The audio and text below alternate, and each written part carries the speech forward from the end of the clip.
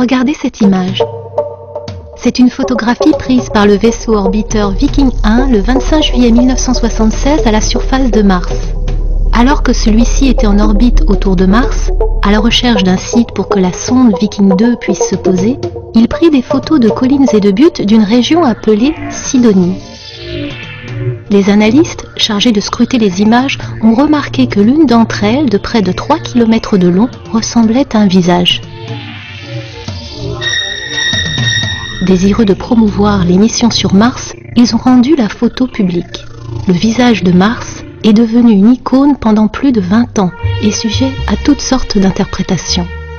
La NASA envoie en septembre 1997 la sonde Mars Global Surveyor qui photographie à nouveau la région de Sidonie le 5 avril 1998. La photo est 10 fois plus précise que celle de Viking 1 et l'image n'est pas prise sous le même angle.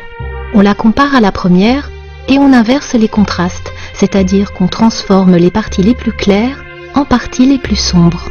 3 ans plus tard, le 8 avril 2001, la sonde survole une nouvelle fois la région. La photo est prise avec une résolution maximale, 200 fois plus précise que celle de 1976. Pour certains, le voile est levé, mais d'autres persistent à voir dans cette forme un signe. Quoi qu'il en soit, des expéditions de terriens continueront à la recherche de traces de vie sur Mars.